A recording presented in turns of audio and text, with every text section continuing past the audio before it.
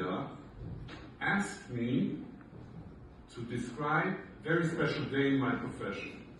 I picked out a day in 1998. Comes this client, he's an older man, a war veteran from 1973.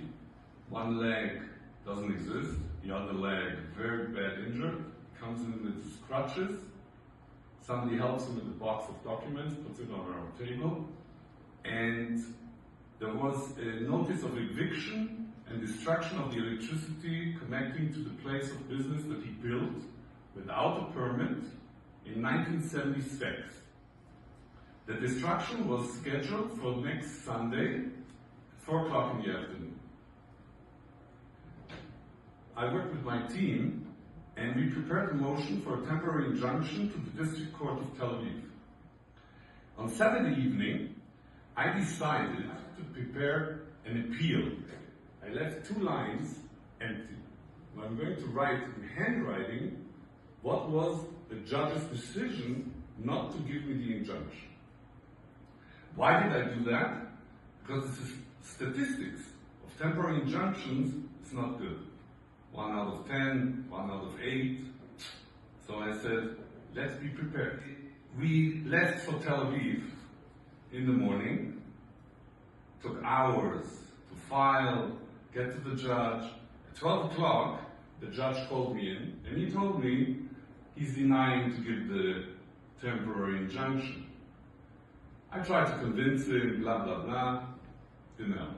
His last words were, you can appeal. Which is a little bit not nice saying when you're aware that at 4 o'clock, it's 12 o'clock, 12:30, and at 4 o'clock they're coming to destroy the place. So I left his chambers and we went to Jerusalem. And here's something I didn't take into account. President Clinton visited Israel, and for security reasons, they blocked the highway, the entrance to Jerusalem, while he was in Jerusalem having lunch with also the High Court judges. I reached the courthouse at 1500. There was this head secretary of the High Court. I explained to him the situation. He said, I'm going to help you. He called up judges. He called him up and said, I need you right now in the High Court. And the judge came. And I was in his chambers at 1540. I explained to him the case, and all he said is the name of the judge in Tel Aviv. How did he not give you this injunction? I said, this is how he is. And he said to me, how did you prepare the appeal? I said, I had it in my pocket. He said, you did well. And he gave me the injunction. It was sent by fax to the place. The people were already there, and the place was saved. It changed the life of the client.